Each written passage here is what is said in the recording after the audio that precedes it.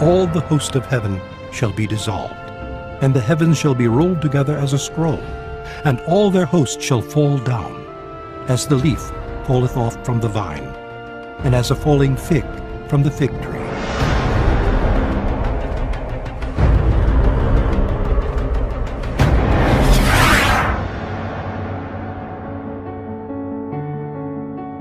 So what causes pole shifts?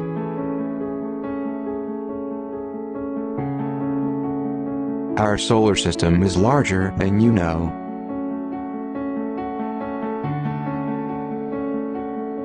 It is a binary star system. The Sun's twin, Nemesis, is a dark unlit star, which pulls the orbits of the outer planets into the ellipses you see today. Our solar system also contains a 10th planet, Planet X, which orbits both stars, our Sun, Sol, and its twin, Nemesis, approximately every 3,657 years. Planet X passes our Sun and crosses the Earth's orbit. The magnetic fields of our planet Earth clash with Planet X, causing great upheaval on Earth as it adjusts with the pole shift. This particular global nightmare would truly come from the heavens. And I beheld when he had opened the 6th seal, and lo, there was a great earthquake, and the sun became black as sackcloth of hair, and the moon became as blood, and the stars of heaven fell unto the earth, even as a fig tree casteth her untimely figs when she is shaken of a mighty wind. And heaven departed as a scroll when it is rolled together, and every mountain and island were moved out of their places. And the kings of the earth, and the great men, and the rich men, and the chief captains, and the mighty men, and every bondman, and every free man, hid themselves in the dens and in the rocks of the mountains.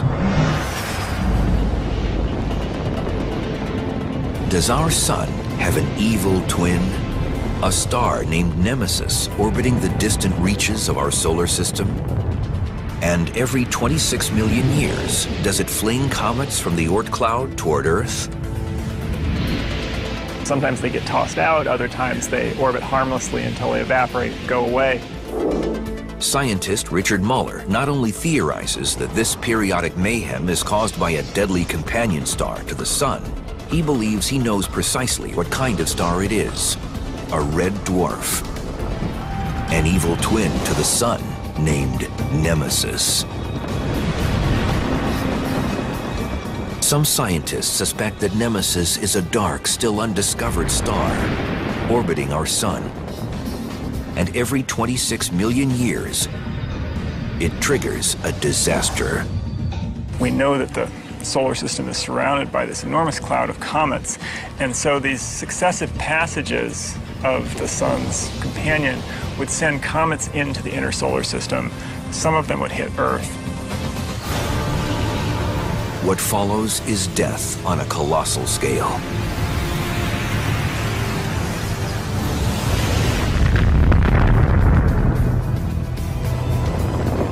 It is now widely accepted that a rock from space caused the end of the age of dinosaurs 65 million years ago. So we now are pretty convinced that the reason that a huge fraction of life on the Earth went extinct 65 million years ago was because a comet slammed into the Earth.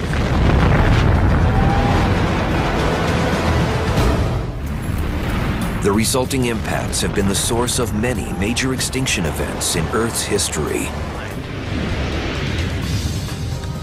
By definition, a red dwarf barely glows at all. It would be the closest star to our sun, and we wouldn't even know it. Now, why is that? The way we discover nearby stars is either because they're very bright, and a red dwarf star is not very bright, or because the sun is moving past it. This star is moving with us. Yes, it's orbiting us, but that orbit is very slow, 26 million years. So it would be moving with us. It would just be at a fixed position in the sky and wouldn't move. In other words, when viewed from Earth, most nearby objects are shifting over time. But Nemesis is sitting still. When binary stars are of different sizes, the smaller star, in this case Nemesis, swings in a wide orbit around its larger companion, in this case the Sun, which barely seems to orbit at all. Why does the smaller one move in a much wider circle?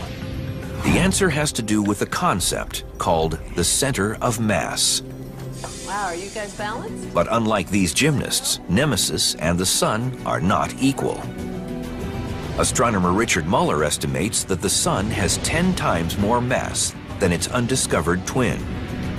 And when one binary star is larger than its sibling, the center of mass between them shifts closer to the larger star.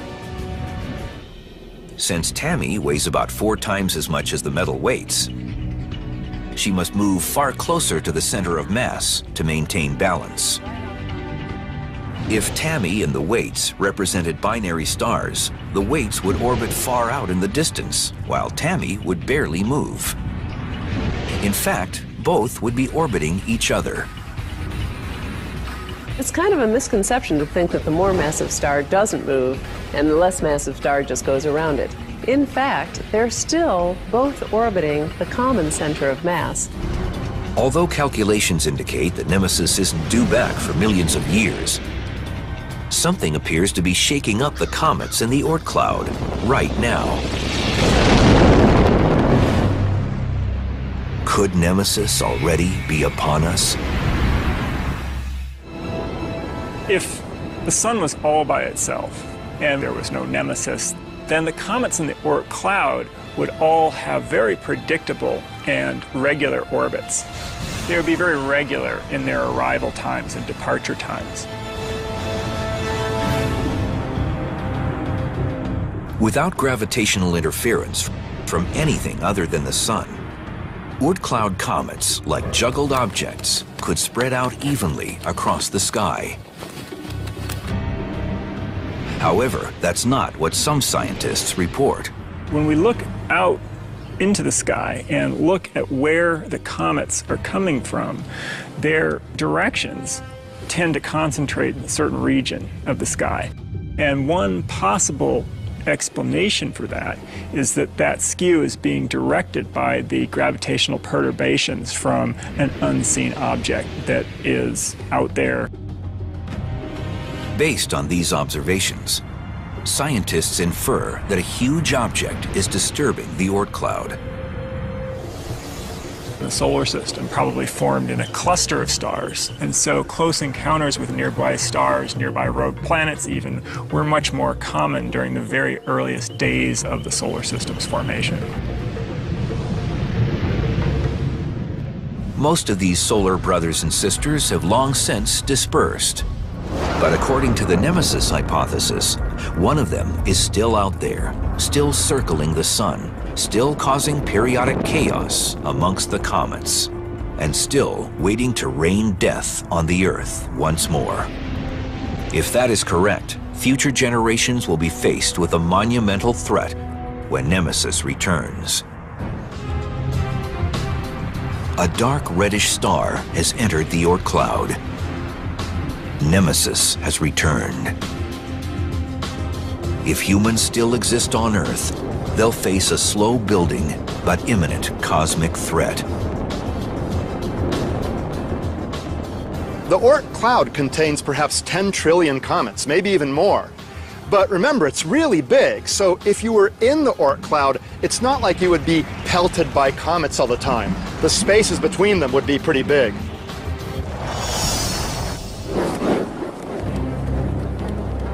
Like a bowling ball in a juggler's hands, Nemesis simply shuffles some comets out of its way. The Oort cloud has an empty region in the middle. It's been cleaned out by Jupiter and by the Sun. We live in that region. But as Nemesis approaches, the inner solar system becomes a shooting gallery. And so there start to be a few more comets than usual, and then suddenly there are just comets coming all the time. And at the peak, there might be 1,000 to 10,000 comets per year in the sky.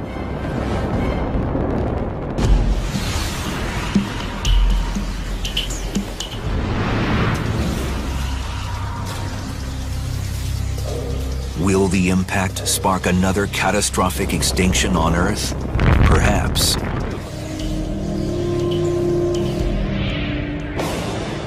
It would be difficult to predict exactly when the impact would happen, but there would be this phase, this sort of danger zone in which the chances for a catastrophic impact with something of a comet size would be much, much higher than they are now.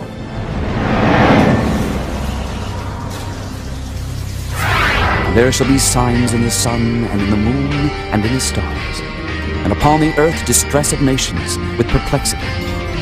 For the powers of heaven shall be shaken.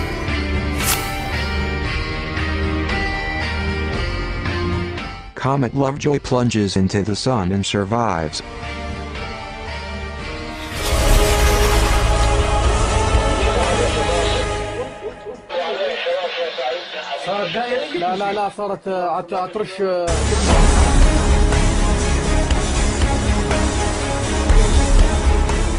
I looked up at the sky and saw this little orange ball above the redwood trees.